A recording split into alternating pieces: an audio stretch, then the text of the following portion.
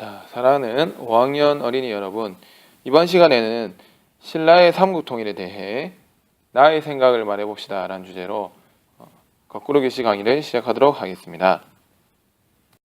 신라의 삼국통일에 대해서 여러분들이 잘 알고 그 다음에 그것을 바탕으로 나의 생각까지 말해보는 역사적 사고력을 길러보는 그런 공부가 되겠습니다. 그럼 공부할 문제를 다 같이 읽어봅시다. 시작! 신라의 삼국통일에 대해 나의 생각을 말해봅시다. 먼저 신라의 삼국통일 과정에 대해서 플로우맵으로 한번 알아봅시다. 먼저 신라와 당나라가 연합을 하게 됩니다. 이 과정에 대해서 한번 알아볼까요?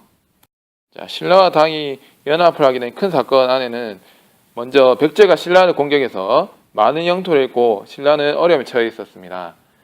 그 선생님이 현장 체험에서도 설명했듯이 백제 의자왕이 그때 젊었을 때는 정말 잘해가지고 신라를 공격해서 40여 개 성을 빼앗고, 그리고 그 결과로 김춘추의 딸과 사이인 품석이 그 전투에서 죽게 됩니다. 자, 먼저 의자왕에 대해서 조금 생각을 다르게 할 필요가 있을 것 같아서 좀 이야기를 하고자 합니다. 여러분들 우리 노래도 있듯이 그 의자왕은 어떻게 표현되고 있나요? 삼천궁녀 의자왕 이렇게 되어 있죠. 그래서 의자왕에 대해서는 이제 백제 멸망했던 왕이고, 왕이 궁인과 함께 술 마시를 그치지 않았다. 그러면 궁녀가 많았고 방탕한 생활을 했다라고 많이들 알고 있습니다. 그런데 이것이 사실인지에 대해서는 한번 생각해 볼 필요가 있는 것 같아요. 자, 다음을 봅시다. 의자왕은 그 이름이 의자라고 해서 앉는 의자를 생각할 수도 있겠지만, 이때의 뜻은 의로울 의자에 정의롭다 할 때 의자입니다. 그리고 자는 자유롭다 할 때 자. 그래서 의롭고 백성을 사랑하는 왕이라고 이름을 붙였습니다. 왕의 이름은 후대에 짓는 거라고 합니다. 그래서 백성들한테 이런 평가를 받았다고 할 수 있죠. 조금 다르지 않습니까? 그리고 의자왕은 처음에 왕이 이제 직접 군대를 이끌고 신라의 미우성 등 40여 성을 함락시켰다라고 삼국사기에 나옵니다. 그리고 백성들을 찾아가서 많이 격려하고 위로하는 등 어진 정치를 펼쳤다라고 나오죠. 실제로 백제가 신라의 40여 성을 함락시킬 정도로 이렇게 계속 공격을 해서 신라는 정말 위기에 빠졌고 나라가 멸망할 정도로 위기에 빠졌습니다. 그 의자왕이 삼천궁녀라는 설명이 있는데, 이 삼천궁녀란 것이 왜 이렇게 나오게 됐는지, 그게 사실인지에 대해서 알아보면, 그 중국의 역사서에 보면 중국의 역사서 주서라는 당나라 역사서에 보면 백제 인구가 사비성이 5만 명이라고 하고, 그 중에 여성의 수가 2만 5천 명 정도 나옵니다. 이 중에서 연소자 노약자를 뺀 성인 여성은 1만 5천 명인데, 삼천궁녀라 하면 1만 5천 명 중에 3천 명이니까 몇 분의 몇이 되겠습니까? 한번 수학적으로 한번 생각해 봅시다. 멈춰놓고. 그렇지. 한 5분의 1 정도가 되겠죠. 전체 여자 중에 5분의 1이 궁녀라고 했는데, 그것에 대해서는 그렇지 않았을 것이다. 5분의 1이라 하면 5명 중 1명이 궁녀란 말이기 때문에 그렇지 않았을 것이다 라고 하고, 그리고 실제로 조선시대에도 궁인의 수가 약 600에서 700명밖에 되지 않았을 것이다 라고 이렇게 얘기를 하고 있습니다. 그러면 왜 이렇게 삼천궁녀란 말이 나오게 되었을까?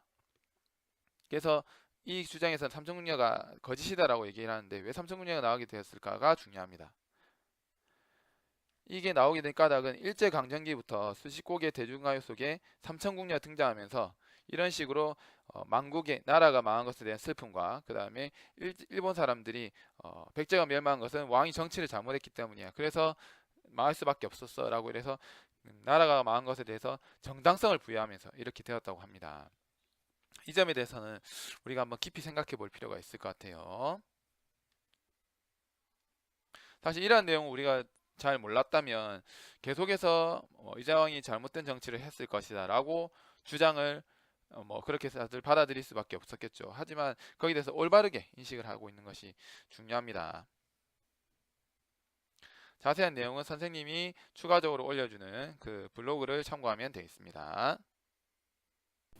그렇게 많은 어려움을 겪게 되죠. 그래서 이 당시 신라의 왕이었던 누구? 그렇지. 최초의 여왕인 선덕여왕이 나오게 됩니다. 선덕여왕은 불교로서 나라를 지키겠다는 굳은 의지를 보여주는데 이를 잘 표현한 것이 황룡사 국층 목탑입니다. 이것은 불타서 없어졌기 때문에 지금은 남아있지 않지만 이런 식으로 지었을 것이다 라고 추측하고 있어요.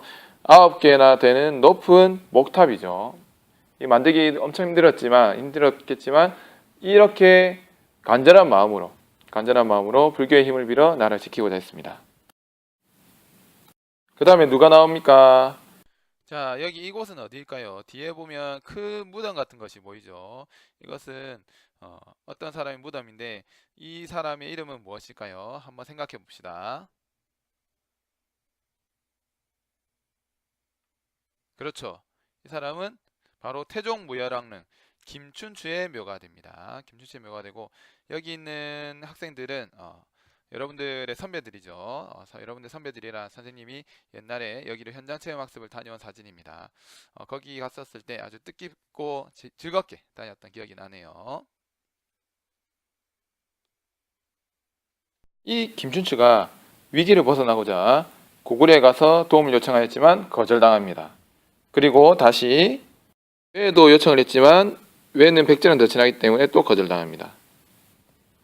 그 다음 마지막으로 이제 당나라랑 가서 연합을 하게 됩니다. 선생님이 이렇게 노란색으로 따로 적는 이유는 이게 중요한 인물들이기 때문에 노란색으로 적는 겁니다. 기억해 두세요. 여러분들은 중요한 인물 중심으로 이렇게 신라 삼국통일이 어떻게 되는지 알아야 됩니다. 자, 그림을 보면 잘 나와 있듯이 김춘추는 당의 도움을 요청해서 백제를 물리치고자 했고요.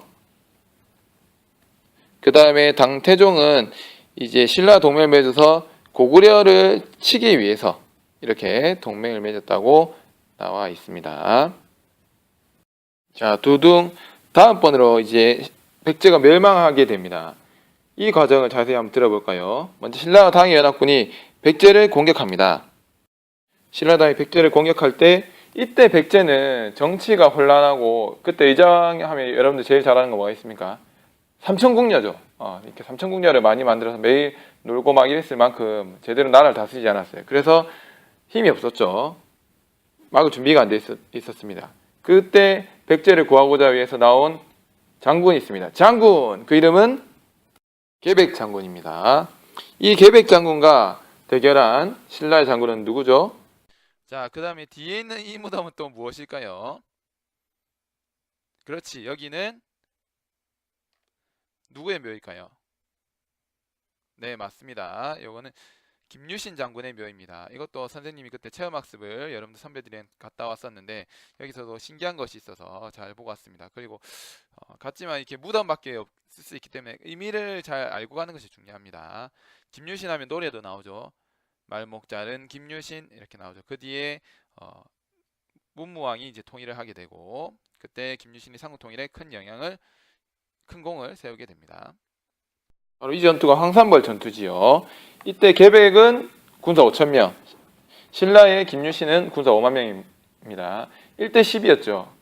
하지만 계백의 5천 결사대는 죽음을 각오하고 나왔기 때문에 자기들이 지면 무조건 백제 멸망할 걸 알기 때문에 쉽게 물러나지 않았습니다. 하지만 김유신 장군은 끝까지 용맹에 싸웠고 거기서 여러 신라 장수 희생을 통해서 이제 결국 김유신 장군이 승리해서 백제는 멸망하게 됩니다. 자, 이 전투 장면은 어떤 전투 장면을 말하는 것 같나요? 그렇지. 바로 황산벌의 계백 맞서 싸운 관창 역사는 흐른다. 황산벌 전투 장면을 표시한 것입니다. 이런 식으로 전투가 벌어졌죠. 화살에 맞아 죽는 사람도 있고 엄청나게 잔혹한 치열했던 전쟁이었습니다. 이 황산벌 전투는 계백장군의 5천 결사대와 그 다음에 신라의 5만 대군, 신라 당나라 연합군의 5만 대군과 싸운 전투였죠. 영화도 있습니다. 보면 이런 식으로 황산벌이라는 영화가 있는데 2003년도에 나온 영화예요. 선생님이 옛날에 어릴 때 학생 때 나온 영화입니다. 해서 보면 이때 계백장군이 이렇게 나오고 그 다음에 김유신 장군이 나오는데 서로 말투가 좀 다르죠. 김유신 신라는 경상도, 그 다음에 계백, 백제는 전라도 이런 사투리 쓰고 있습니다. 그리고 실제로 전투하는 장면이 영화에서도 나오기도 했죠. 참고로 김유신 장군은 한 번도 진 적이 없다고 합니다. 그만큼 용맹하죠.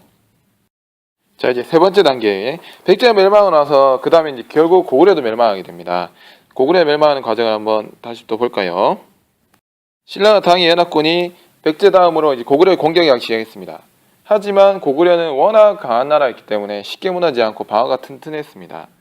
그러다가 고구려는 계속된 전쟁으로 인해서 수나라와 전쟁하고 당나라와 계속 전쟁했죠. 그래서 힘이 약해져 있었고, 그 다음에 중요한 누구일까요? 우리 일모둠의 오두명인데 일모둠 잘 알 것 같습니다. 바로 연개소문이 왕보다 더 막강한 권력을 갖고 있었는데, 그래서 잘 막고 있었어요. 근데 이 연개소문이 죽자 사망하게 됩니다. 죽자 아들들끼리 막 권력을 서로 다투다가 장남인 남생은 당나라로 또 도망가 버리고, 이런 서로 다투다가 이렇게 나라가 약해지게 됩니다. 그래서 결국 멸망하게 되죠. 자, 이렇게 됩니다. 그럼 백제가 고구려가 멸망했으니까 신라가 삼국통일을 했죠. 그럴까요? 지금까지는 진정한 삼국통일이 아닙니다. 그러니까 김춘추와 당태종의 말풍선에서 보아서 알고 있듯이 사실 당나라는 이 신라를 이용해서 우리 한반도를 지배하려는 생각을 갖고 있었습니다. 그래서 백제와 고구려가 멸망하고 나서 한반도 전체 지배하기 위해서 여러 가지 시설을 설치하고 그 다음에 신라를 자기 지배하에 두려고 합니다. 그러자 신라는 백제 고구려 유민들과 함께 당나라를 몰아내기 위해서 다시 전쟁을 벌입니다. 그러자 신라는 백제 고구려가 멸망하고 나서 그 나라가 망한 유민들과 함께 신라의 당나라 공격이 이루어집니다. 왼쪽 지도를 보면 삼국통일의 과정이 잘 나와 있죠. 백제가 멸망하고 고구려가 멸망하고 그 다음에 신라 군대가 당나라를 격파하게 됩니다. 그래서 당나라를 신라가 물리침으로써 진정하게 삼국통일을 이뤘습니다. 이 삼국통일의 과정은 크게 이 위에 보는 크게 4단계가 되어 있고요. 이 과정에서 여러 가지 의미도 있고 한계도 있습니다. 실제로는 어떤 의미가 있을까요? 최초로 우리나라가 통일한 것이기 때문에 민족을 그 당시에는 다 이렇게 흩어져 있다, 민족 하나로 모았다는 것이 의미가 있는 것이고, 한계가 있다면 고구려 땅의 대부분을 이제 신라가 통일하게 되면서 고구려 땅의 대부분을 이제 중국이 가져가면서 대동강 이남만 이렇게 통일을 하게 되었죠. 이런 것도 생각해 봐야 됩니다. 자, 다음 활동 안내를 하도록 하겠습니다. 실제 수업 때 우리는 무엇을 할 것이냐, 크게 2가지 활동을 할 것입니다. 먼저 신라의 삼국통일 과정을 아까 플로우맵처럼 해서 주요 인물을 중심으로, 선생님 색깔 다르게 넣었죠. 주요 인물을 중심으로 한번 적어보고 그 다음에 자기가 그걸 이해해서 한번 말해보도록 하겠습니다. 그리고 더 나아가 선생님이 여러분들에게 하나 질문을 해보고 싶습니다. 선생님이 역사를 공부하는 것 중에 하나가 역사를 배우면서 역사를 통해 생각하는 힘을 여러분들에게 길러주고자 합니다. 그러면 이건 어떨까요? 김춘추는 아까 보았듯이 당나라의 힘을 빌려 삼국통일을 달성하게 됩니다. 신라가. 이 방법에 대해서 신라의 삼국통일은 적절한 방법이다 라는 논제로 여러분들이 좋아하는 토론 수업을 한번 해보도록 하겠습니다. 와, 짝짝짝짝짝. 여기에는 정답이 없습니다. 다만 역사의 사실을 통해서 여러분들에게 생각하는 힘을 길러주고자 합니다. 우리가 역사를 공부하는 이유는 역사를 통해 과거를 되돌아보고 미래를 준비하기 위함입니다. 그런 것들 생각해 볼 때 이 논제는 여러분들이 한 번쯤 생각해 볼 만한 아주 의미 있는 것이라고 생각합니다. 어떤 친구는 신라의 삼국통일에 대해서 충분히 그럴 수 있는 방법이다, 적절한 방법이다 라고 생각할 수도 있고, 어떤 친구는 이게 꼭 그렇게 하는 것이 좋을까에 대해서 고민을 하는 친구도 있을 것입니다. 이렇게 한번 생각해 보면서 여러분들의 사고력이 많이 성장하리라 믿습니다. 우리 모두 준비를 잘해서 멋진 토론을 한번 만들어 보도록 합시다. 모두 수고했습니다.